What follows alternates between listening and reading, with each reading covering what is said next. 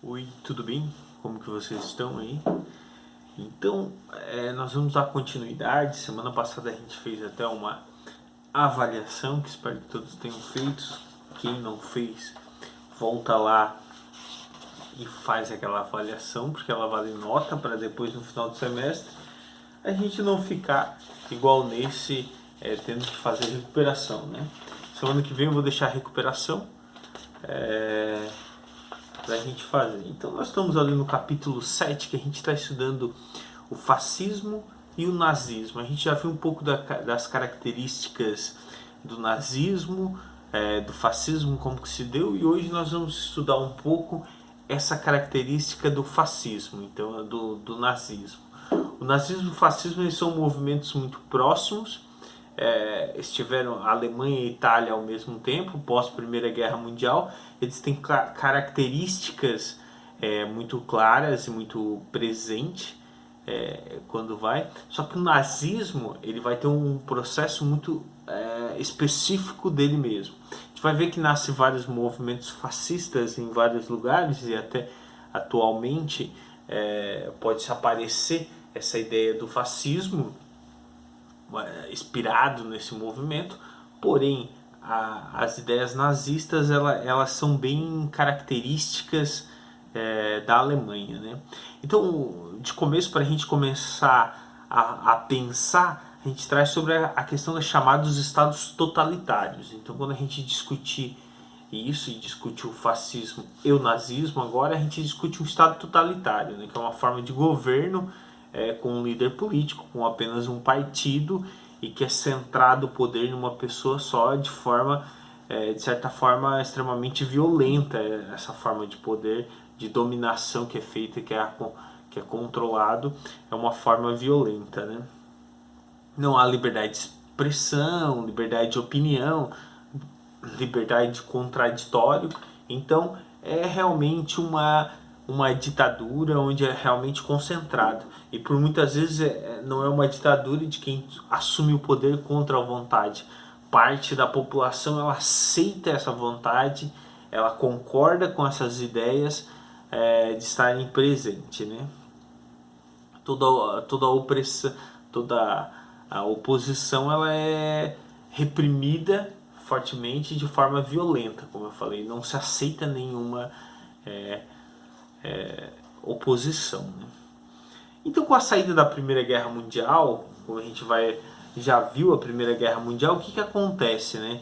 O Tratado de Versalhes, lá quando era discutido, ele traz sérios problemas econômicos para a Alemanha, né? Inflação, desemprego, aumento nos produtos, dívida externa e interna. Com esse movimento econômico e político de representatividade, principalmente os comunistas e socialistas, com as causas de sucesso, principalmente da Revolução Russa, eles passam a ter grande crescimento, começam a crescer com o sucesso que teve a Revolução Russa, né? É nesse mesmo período, principalmente, que vai nascer na Alemanha um movimento socialista e tal, que vai nascer também um partido chamado Partido Socialista, o Partido Nazista, em 1919, junto com os partidos socialistas e comunistas, o Partido Nazista, né? Que ele adota um nacionalismo extremo. Então ele é extremamente, a gente já viu um pouco dos elementos do nacionalismo, de pensar como se dava esse nacionalismo e como era esse nacionalismo, né, extremo, e defender o ódio aos judeus e o antissemitas eles eram, principalmente ao ódio aos judeus, né, e eles são antissemitas, né. Mas na Alemanha, claramente isso é um nacionalismo, o ódio ao judeu e uma raça pura, que eles acreditavam que era o arianismo, que eram loiros de olhos azuis e que iam povoar e que não tinham que ter interferência de outros povos, de outras raças que estragavam a raça alemã, né? Então, é criada a SA, né, que é a seção de assaltos do partido nazista, para eliminar os seus líderes, os seus rivais políticos, né? Em 1920 eles tentam dar um golpe Hitler, esse golpe é fracassado. Hitler, que era um carinha lá, que vem um ex-soldado da Primeira Guerra Mundial, que tem alguns discursos, algumas ideias, eles se reúnem em algumas cervejarias na Alemanha. Hitler começa a escutar algumas ideias de alguns mentores anteriores a essa ideia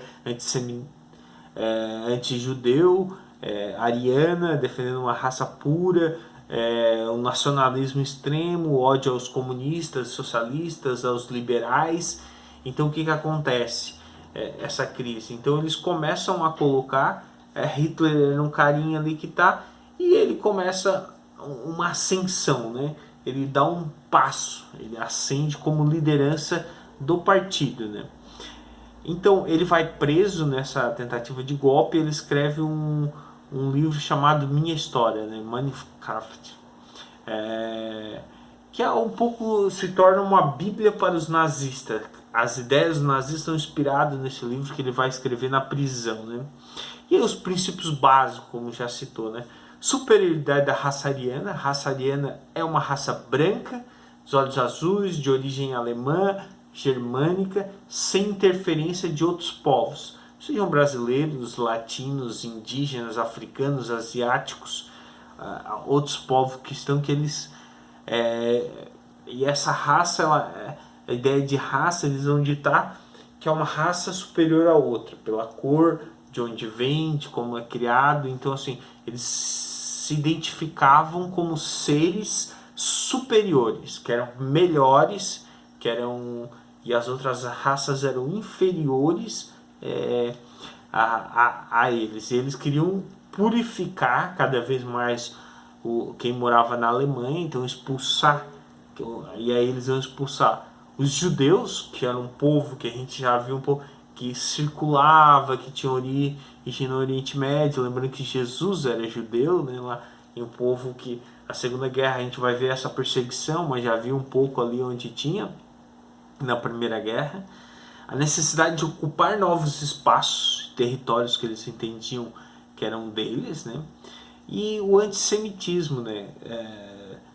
Como eu falei, dos judeus, que eles também causavam problemas à raça ariana, porque se misturava isso.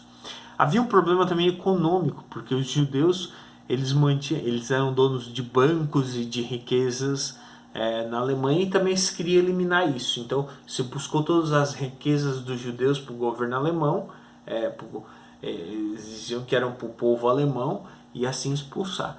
Mas apesar que os judeus eram alemães também, eles só estavam, isso era um povo, porque os judeus, como já comentado em outras aulas, eles eram um povo que, a partir da sua religião, eles acreditavam e mantém vivo a cultura em onde eles estão no mundo, do seu povo, das suas origens, né?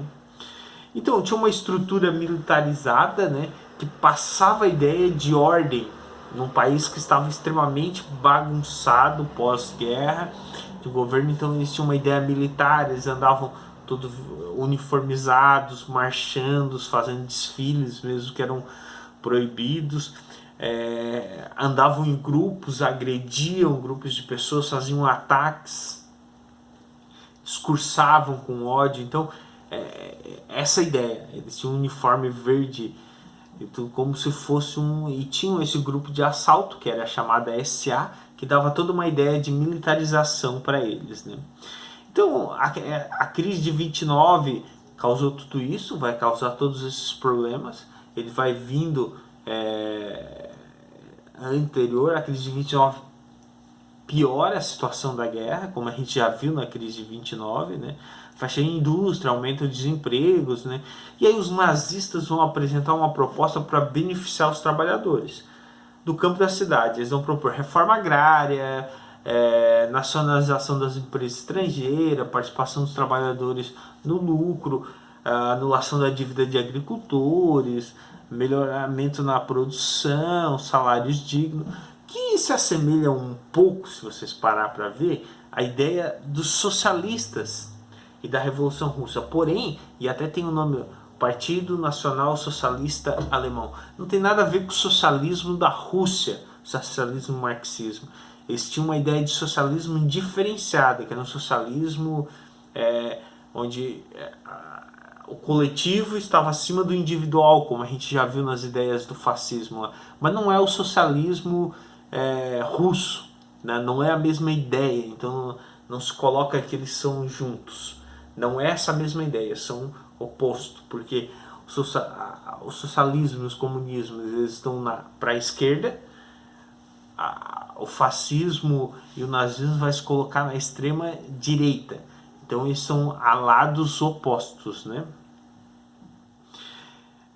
Então o presidente, o nazismo na década de 30, né? Eles começam a ganhar apoio, principalmente nos anos 30, depois da crise de 29, da burguesia industrial, dos grandes industriários e do exército alemão. O exército começa a apoiar essas ideias de um nacionalismo, de eles terem uma raça superior, de ter que anular, de perseguir os comunistas, os liberais. Em julho de 33, eles vão vencer as eleições do parlamento. Então a maioria, eles vão de 3% na eleição anterior para 44% dos deputados vão ser nazistas. Então eles fazem maioria, tem uma opção popular, por isso que escolhe isso com esse discurso, né? Em 33 o Hitler assume a chefia do governo alemão, então, né? A vitória nazista, então o presidente que era o Hindenburg, ele nomeia Hitler como chefe do parlamento alemão, o primeiro-ministro. Então o que acontece, né? Nessa ascensão que eles estavam, que era um grupo só, que nas primeiras eleições faz 2% dos votos, passa 44%, dão um salto, vencem os partidos tradicionais, os socialistas e tudo mais, assumem a chefia do poder, passam a comandar, né? E aí vai acontecer um fato que os nazistas em 33 vão mandar incendiar, vão colocar fogo no parlamento. Colocam fogo no parlamento e vão culpar quem? Vão culpar os grupos de esquerdas e os comunistas por estarem tentando destruir o país, culpando os comunistas por isso, que estavam tentando destruir o país. Eles usam como argumento que eles precisam combater e e assumir o governo com a morte do presidente para derrotar os comunistas que iam destruir a Alemanha. Então, vejam, eles constroem essa narrativa e aí eles dão um golpe, né? E aí eles começam a fechar todos os partidos políticos, não poderia mais ter partido político, só o nazismo era.